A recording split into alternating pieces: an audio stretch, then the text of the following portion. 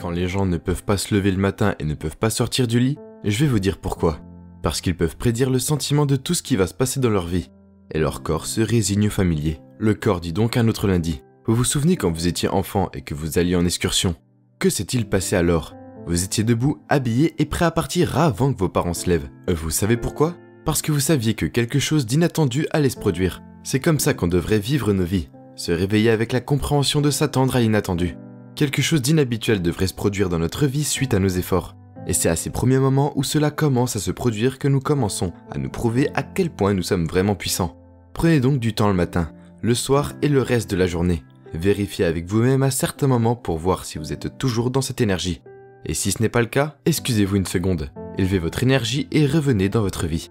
Si vous faites cela encore et encore, vous deviendrez moins frustré, moins impatient, moins critique. Vous deviendrez simplement quelque chose du passé.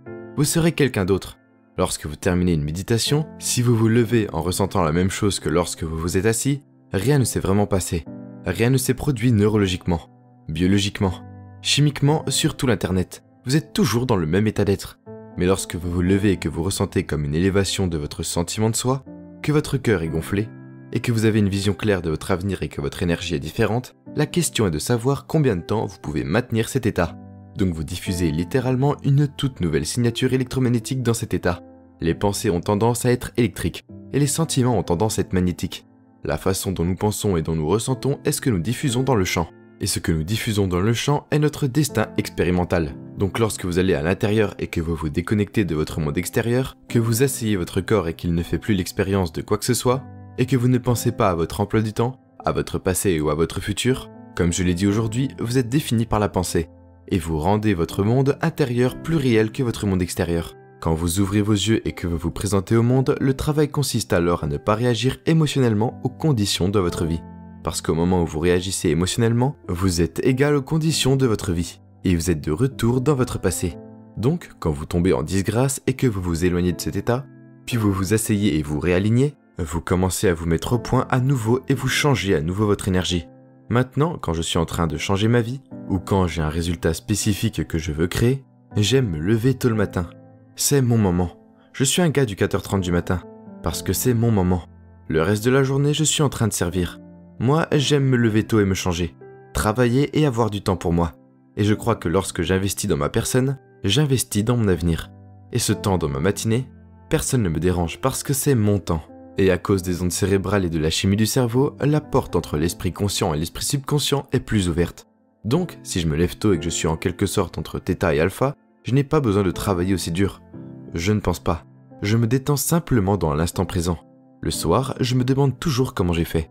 Comment une vie s'est-elle déroulée en une journée? Pourquoi est-ce que je tombe en disgrâce? Que s'est-il passé? Et quand je vois comment j'ai réagi à quelqu'un ou à quelque chose, ou que j'ai fait le choix que j'aurais pu mieux faire, je commence naturellement, comme nous le faisons tous, à penser à si la même situation se reproduisait. Comment le ferais-je différemment?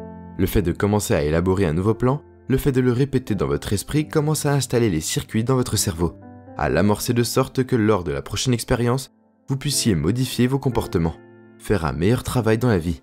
C'est ce qu'on appelle la plasticité. Si vous décidez, ok, si je consacre du temps sur ma vie occupée pour imiter le divin créateur, je dois alors créer quelque chose d'illimité. Et j'ai intérêt à me sentir illimité. Si je veux faire quelque chose de magnifique, je dois devenir magnifique. Et si vous continuez à faire cela encore et encore, cela va commencer à devenir plus facilement disponible pour vous. Cela deviendra plus facile. Et donc, quand nous sommes dans cette énergie tout le temps, c'est là que les synchronicités et les sérendipités et toutes ces merveilleuses coïncidences commencent à se produire. Et ce sont ces coïncidences qui sont un retour dans notre environnement, où le champ commence à ouvrir des portes pour nous. C'est ce que nous voulons qu'il se produise. Maintenant, j'ai travaillé sur des choses dans ma vie. Et je suis une personne sincère. J'ai travaillé sur des choses dans ma vie pendant des années. Et j'ai toujours pensé qu'il s'agissait de l'événement ou de l'expérience que je voulais créer. Pendant tout ce temps, j'ai changé. Et quand j'ai finalement atteint le point où j'étais insouciant de savoir si je pouvais avoir l'expérience, c'est à ce moment-là où ça s'est produit. Mais pendant tout ce temps, l'intelligence divine aimante, le principe maternel et paternel, bien sûr, nous observe dans la vie. Nous sommes combatifs, énergiques et dynamiques lorsque nous commençons à unifier tous ces principes dont nous parlons. Vous ne pouvez pas obtenir cela en une seule pensée. Vous ne pouvez pas. Vous devez continuer à le comprendre, à le revoir, à le refaire, à l'expérimenter. Et une nouvelle expérience vous fait rêver d'une manière dont vous n'avez jamais rêvé auparavant, à moins d'avoir vécu cette expérience. Et c'est ainsi que Dieu apprend à se connaître. Je me fiche alors de la méditation que vous faites. J'aime juste le fait que vous vous connectez. Et plus vous vous connectez, plus vous vous sentez complet. Plus cela devient naturel. Et puis bien sûr, l'expérience suivante vous fait rêver d'une autre manière. Et ce que je sais de ma propre expérience et celle de nombreux étudiants, c'est qu'il ne s'agit pas de choses matérielles. Il s'agit plutôt de ces moments mystiques, ces moments transcendantaux. Des moments où votre mâchoire tombe. Vous êtes en admiration devant la vie. Des moments qui nous coupent le souffle. Cela m'est arrivé tellement de fois. Chaque fois que je vis de ces expériences, je me dis que j'ai tout faux. J'ai tout compris de travers. Un échec a été relevé et maintenant je vois plus clairement la façon dont les choses sont vraiment. Qu'est-ce que vous faites le matin? 2 heures dans la matinée, c'est beaucoup de temps. Si j'arrive à me dépasser en début de journée, le reste de ma journée est facile. Et c'est ce que tu fais en dépensant tes 2 heures le matin. Je m'accorde 2 heures. Tu te lèves toujours à 4 heures du matin. J'étais debout à 3 heures du matin, car je suis sur le mauvais fuseau horaire. Tu aimes le créneau de 4 heures, parce que mes ondes cérébrales sont justes. Je n'ai pas besoin de travailler aussi dur. Mon corps est un peu fatigué, mais je suis entre deux mondes. Mon corps est un peu fatigué, mais je me lève et je le fais. Et pour moi, je m'accorde 2 heures. Parfois, je peux le faire en 45 minutes, ou en 1 heure. Et bien sûr, j'ai fini. D'autres fois, je suis sur le mauvais fuseau horaire. J'ai des réunions toute la journée. J'ai beaucoup de choses à faire, et je ne vais pas devenir la proie de cet état de pensée commun. Et cela ressemble à la méditation, affirmation dans votre esprit, à la visualisation. C'est le travail que nous faisons. Et la première partie pour vraiment créer une nouvelle réalité personnelle est de surmonter votre personnalité actuelle. Il faut aller au-delà des schémas de pensée normaux, des pulsions normales d'action et d'habitude, pour aller au-delà de certaines émotions qui sont des résidus de la veille. C'est ça le travail. C'est la partie que vous devez surmonter. Certains jours, vous vous glissez juste dedans. Et c'est magique, parce qu'on s'est entraîné. Comme on a fait une bonne partie de golf ou de tennis, une bonne course ou une bonne séance de tricot. Vous êtes dans votre rythme. D'autres jours, vous devez travailler un peu plus pour ça. Et pour moi, c'est ce que j'ai appris. C'est que ces jours difficiles, les jours qui sont les plus stimulants sont toujours les plus gratifiants. Parce que maintenant, vous êtes intransigeant sur un résultat. Et si cela vous prend 1 heure pour vous dépasser, pour trouver le moment présent, parce que c'est le seul endroit où l'inconnu existe.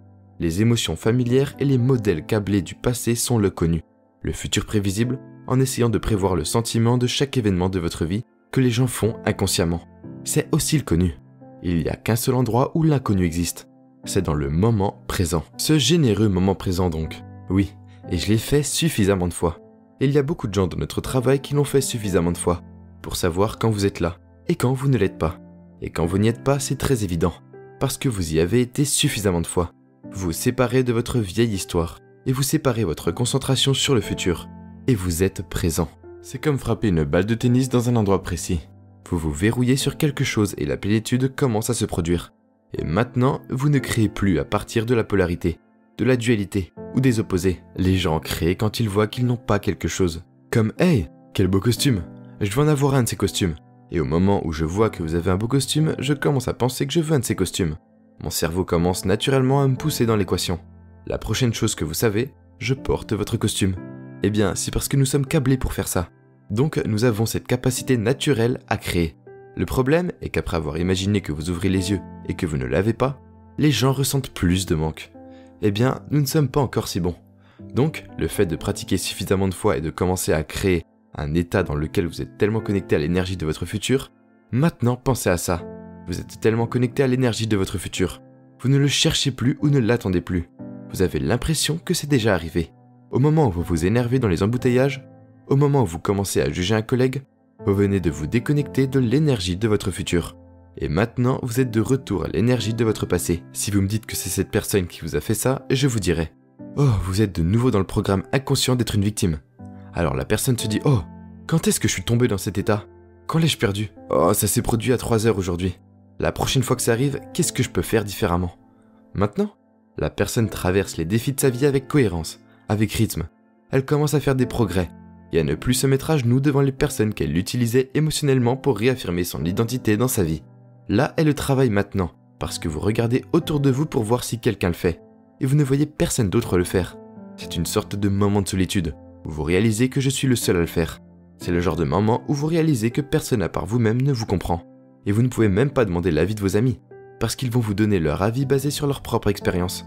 Et c'est en ce genre de moment où vous devez puiser dans toutes vos ressources.